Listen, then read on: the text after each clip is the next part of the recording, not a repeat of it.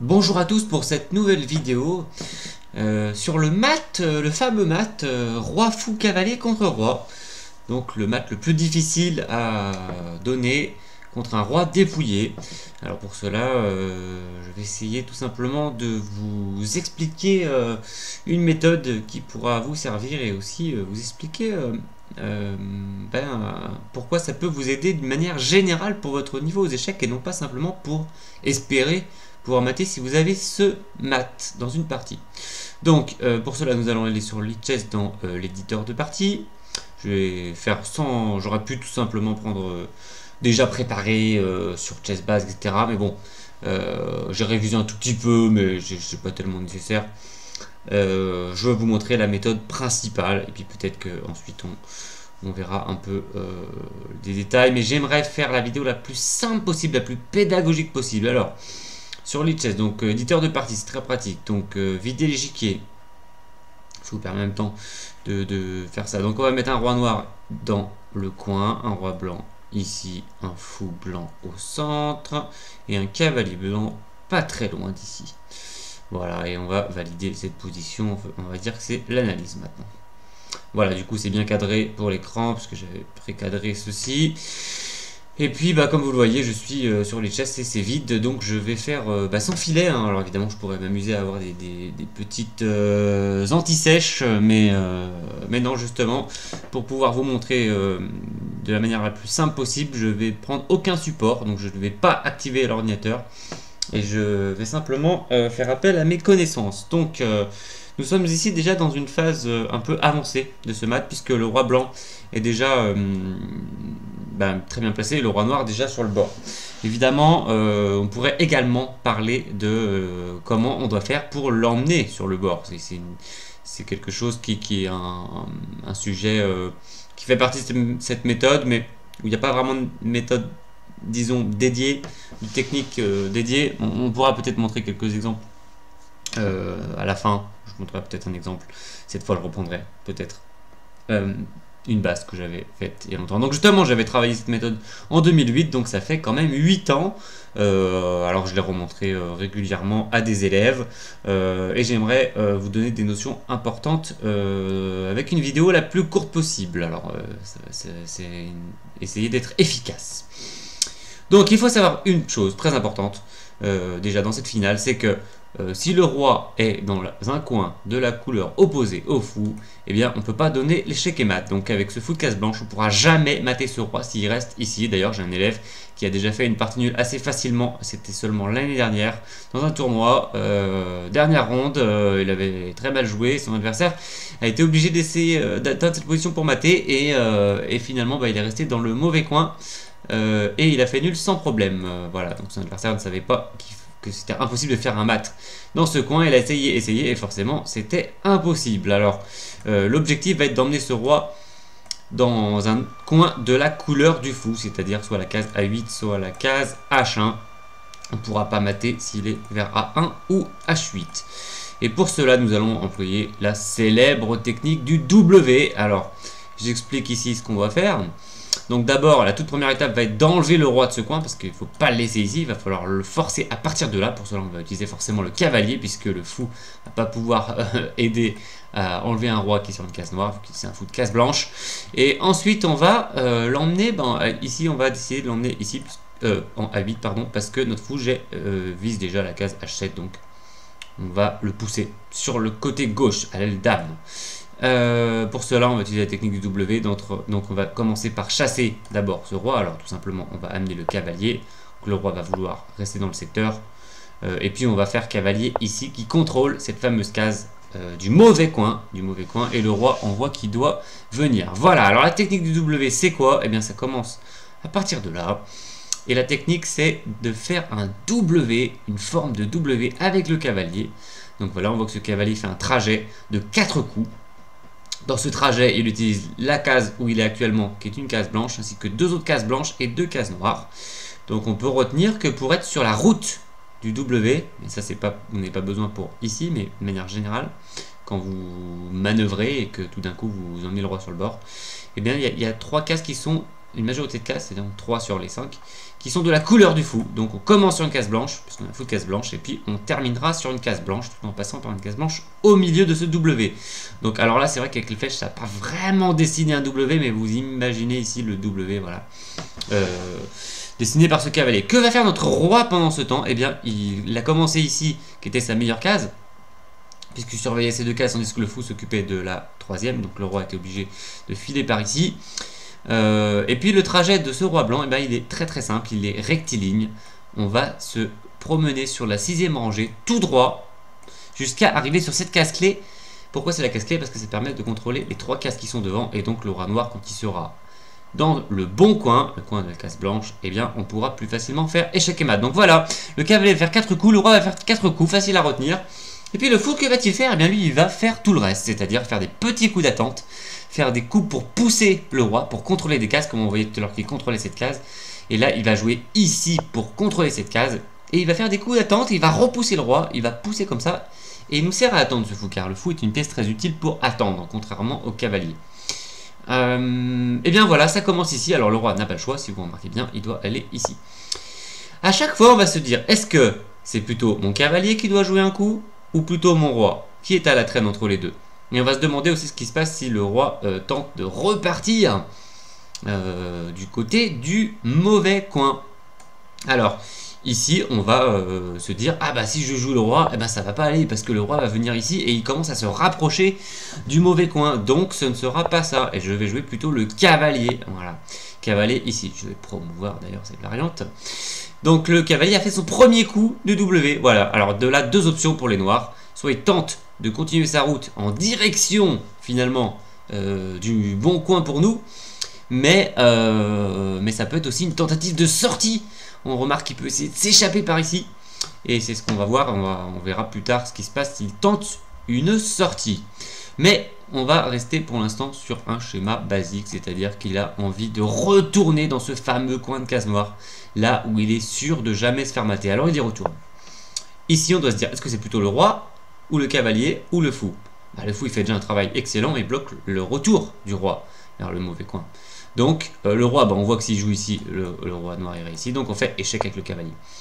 Pas le choix pour le roi noir, et donc ici on se dit forcément le cavalier ne va pas continuer tout seul son W, il est pas accompagné, et c'est un travail d'équipe entre ces 3 pièces, c'est pour ça que c'est très intéressant de s'entraîner à faire ce mat, non pas parce que ça risque de vous arriver dans une partie, parce qu'effectivement c'est plutôt improbable que ça vous arrive, vous avez assez peu de chances de le rencontrer, même après plusieurs années de pratique, mais tout simplement pour savoir coordonner 3 pièces ensemble, parce que les échecs c'est quand même 8 pièces qui travaillent ensemble accompagnées de 8 pions. Alors si on n'arrive pas à coordonner 3 pièces, comment on va faire pour coordonner 8 pièces et encore moins 16 pièces? Ben voilà un peu l'un des enjeux de cette finale, de la maîtrise de cette finale. C'est pour ça que c'est intéressant, bien au-delà d'espérer qu'un jour ça nous arrive et qu'on y parvienne à faire échec et mat. Donc ici nous coordonnons les pièces et c'est un travail d'équipe, et là on voit un beau travail d'équipe entre le roi qui surveille ces 3 cases, il protège le cavalier qui empêche le retour du roi, le roi noir n'a pas le choix, le roi blanc ici poursuit sa route, et parce qu'on a prévu que si le roi noir continuait à revenir, et bien le fou faisait le travail cette fois, travail d'équipe encore une fois, échec au roi, on contrôle les cases blanches avec le fou, le cavalier s'occupe de la case noire, le roi s'occupe d'une case noire lui aussi, le roi noir n'a pas le choix, il retourne, ici, doit-on plutôt faire le W ou le roi? Évidemment le roi laisserait le roi noir repartir de l'autre côté, donc mauvaise idée. Mais par contre, on peut continuer la route avec le cavalier. Le fou fait son travail, le cavalier continue son W. Il a presque fini, il ne restera plus qu'un coup pour terminer son W. Le roi noir n'a pas le choix. Alors là, j'aime bien cette position, parce qu'on peut se dire, est-ce que je peux faire mon W? Bah non, forcément, je me fais capturer. Est-ce que je peux faire le roi? Aïe, aïe, aïe, si je fais le roi noir revient, et j'aurais pas une astuce pour l'empêcher de revenir, je devrais faire un aller-retour. Donc on peut montrer, ah c'est assez, on peut pas contrôler cette case, on doit revenir, et ça répète les coups, alors ça mange pas de pain, de répéter les coups une fois, hein. Ça fait 2 fois la même position, c'est pas très grave, sachant qu'on a 50 coups pour réussir ce mat, alors là, on a démarré d'une position favorable, mais ça laisse quand même de la marge, 50 coups. Et puis ici, eh bien, il faut attendre, coup d'attente. Alors notre fou fait un travail, il surveille cette case, eh bien, il faut qu'il attende, mais en continuant de surveiller cette case, car quand le roi va revenir, il risquerait de l'utiliser ensuite. Donc on va rester par ici. Par exemple, il ne faudrait surtout pas se mettre sur cette case, car quand le roi vient, il menace de nous capturer et on doit partir. Mauvaise idée. Donc on attend et on surveille, on continue à surveiller. Le roi peut aller d'un côté ou de l'autre, ça ne change pas grand chose. On va faire toujours cette politique de retourner et le cavalier termine son trajet du W. Voilà, il l'a fini. Il a fait ses 4 coups. Échec au roi. Voilà, évidemment, c'est le tour du roi. Le cavalier contrôle. Le roi n'a pas le choix. Le roi termine son trajet lui aussi. Il a fait ses 4 coups. Et le cavalier a terminé. Le roi a terminé. Le roi noir tente de revenir. Mais évidemment, on retrouve ce schéma d'échec au roi par le fou. Le cavalier contrôle. Pas le choix. Et quand le roi est juste à côté, dans le bon coin, le coin qui va nous servir à mater, et bien ici c'est temps de faire un mat en 3 ou 4 coups, ça dépend des tempos. Donc notre objectif est de donner échec sur la case noire avec le cavalier, sans gêner le fou, donc pas par ici par exemple, puisqu'on gênerait notre fou, qui ne surveillerait plus la case et le roi pourrait venir. Donc on va donner échec par ici, voilà, non pas par ici non plus, car on va gêner notre fou après pour mater. Donc c'est sur le côté que le cavalier devra se rendre pour donner l'échec. C'est parti, on y va. Roi là. Évidemment, ici, on fait pas cavalier là, sinon c'est un pat. Ce serait assez tragique. Donc, on va faire un coup d'attente. Encore une fois, le fou nous sert à attendre. Et il attend pas n'importe où. Il attend en continuant à surveiller la case C8. Le roi n'a pas le choix. Ça y est, le cavalier vient donner l'échec par ici. Le roi ne peut pas sortir grâce au fou. Le roi va dans le coin. Et le voilà, le fameux mat. Fou cavalier, c'est le fou qui donne le coup fatal. Puisque le roi était dans le coin de la bonne couleur. Voilà la technique du W.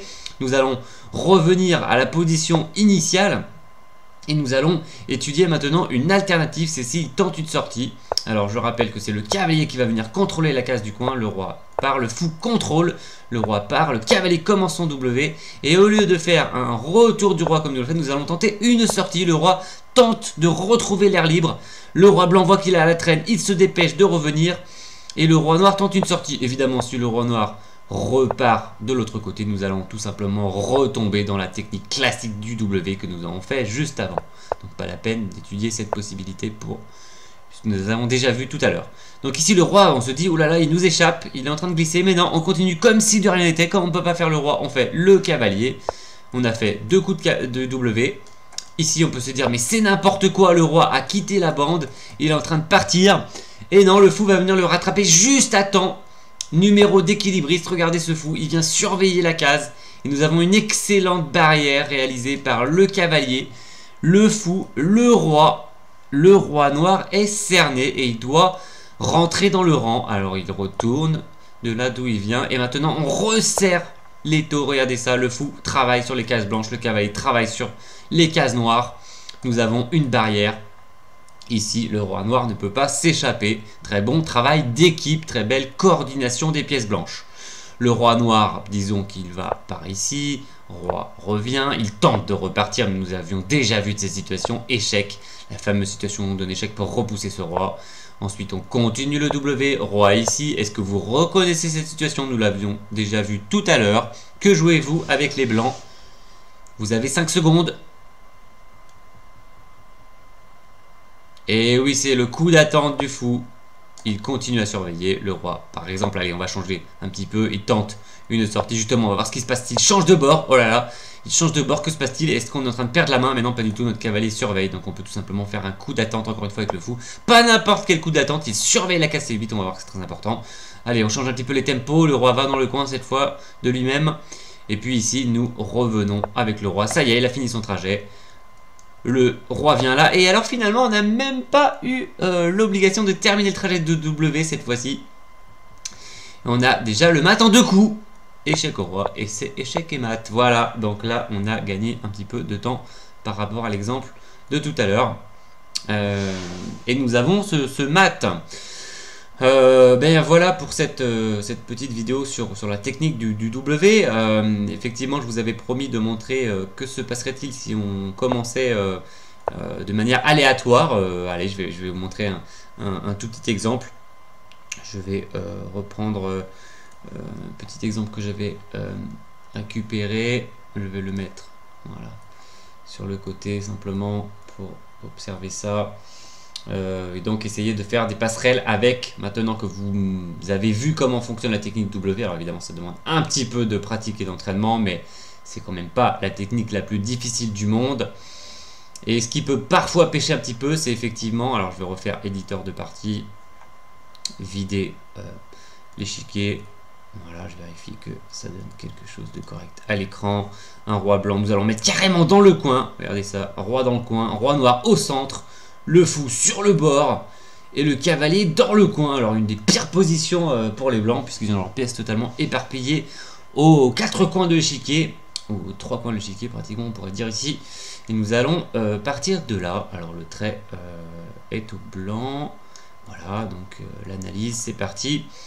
Et donc, eh bien, comment emmener ce roi noir sur le coin? Nous allons terminer rapidement avec cette position. Donc, nous allons jouer un petit coup de cavalier. Voilà, on aurait pu aussi commencer par roi B7, mais on va ramener ce cavalier.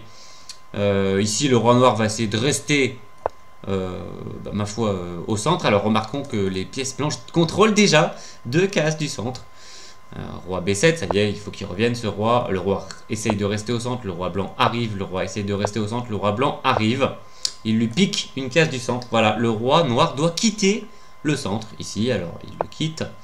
Et ici un coup assez astucieux, fou B1 échec qui protège le cavalier. Et on remarque déjà un bon travail d'équipe entre le cavalier qui surveille 2 cases noires et le fou qui surveille une case blanche. Alors, ça fait déjà une petite muraille pour gêner ce roi. Alors, le roi tente de revenir près du centre, plutôt de rester au contact du centre. Et le fou vient en E4, regardez ça, une muraille, encore une fois, le cavalier contrôle la case noire et le fou les cases blanches. Bon, le roi, par exemple, se remet au contact du cavalier, on aurait pu aussi essayer roi D7, mais on va pas montrer toutes les situations, ce serait beaucoup trop long. J'essaie de rester cette vidéo la moins longue possible. Alors, roi D5, et ici, disons roi G5. Et le roi arrive. Voilà, on aurait pu aussi essayer roi F7, mais de toute façon, on remarque qu'il doit s'approcher du bord dans tous les cas. Donc roi E5, et ici, on va étudier simplement 2 possibilités. Roi G4, ainsi que roi H6. Voilà. Alors sur roi H6, eh bien, une fois, ça devrait être assez rapide, puisqu'il se dirige du côté du mauvais coin, donc du bon coin pour lui. On ne pourrait pas le mater dans ce coin. Et donc tout simplement nous aurions roi F6, notre roi est très bien positionné.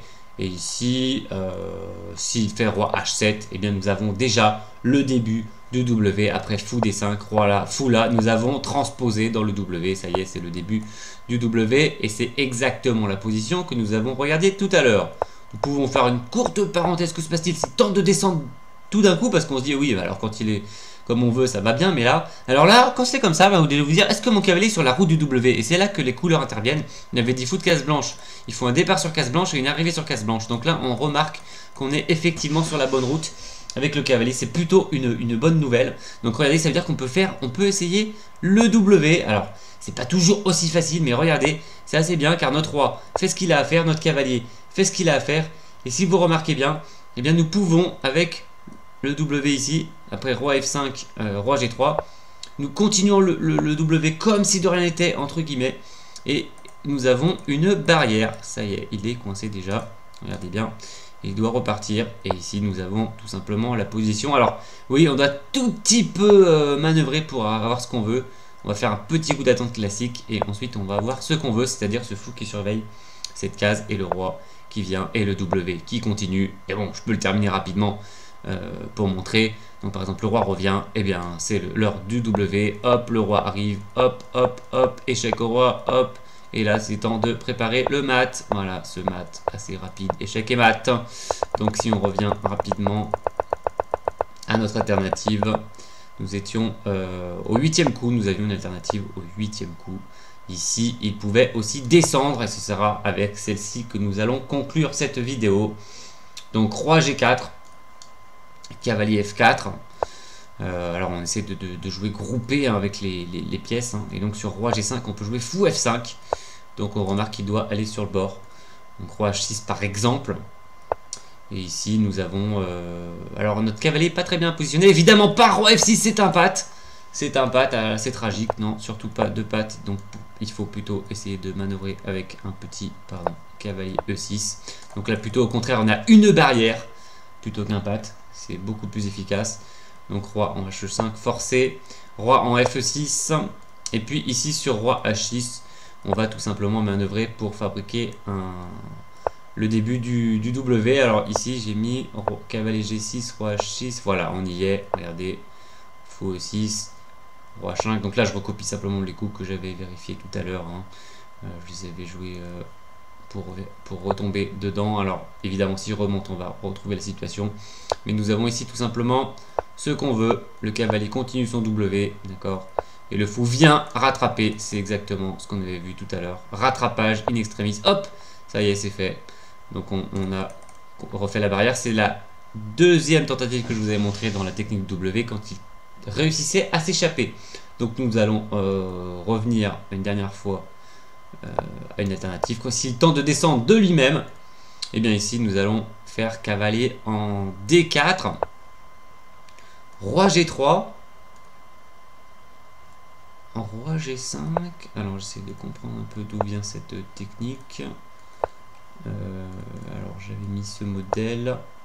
Oui, toujours au bout d'un moment, quand on le poursuit, il va être bloqué par nos pièces. Voilà, je voulais simplement terminer avec cette manœuvre un peu étrange qui le fait partir carrément de l'autre côté. Mais regardez, cavalier E2 et c'est la route du W. Si vous remarquez, cette fois, c'est comme s'il avait commencé dans le mauvais coin A1 et qu'on le faisait filer plutôt vers H1. Donc roi E1, fou C2, contrôle de la case et ça continue. Voilà. Donc, eh bien, j'espère que vous aurez senti un peu justement la clé de cette finale, les enjeux, un peu la coordination des pièces et puis un peu cette technique. Et donc, bien sûr, ça vient pas en claquant des doigts, ça demande un petit peu d'entraînement, mais tout de même, c'est pas facile, mais c'est pas non plus insurmontable. Et quand on sait que des grands maîtres ont déjà raté le match dans cette finale, que Uchelina, l'ancienne championne du monde, a également manqué ce match, on peut se dire quand même c'est un peu dommage. C'est un peu dommage parce que c'est pas de niveau justement grand maître ou champion du monde.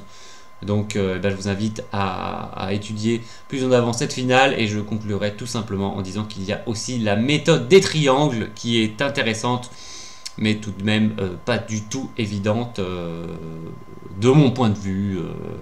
De manière, elle est également très intéressante de travailler. Si vous voulez approfondir le sujet, je vous invite à aller la voir. Elle est instructive, mais la technique du W, c'est celle avec laquelle vous aurez le plus de facilité. Eh bien, je vous dis à bientôt pour une prochaine vidéo.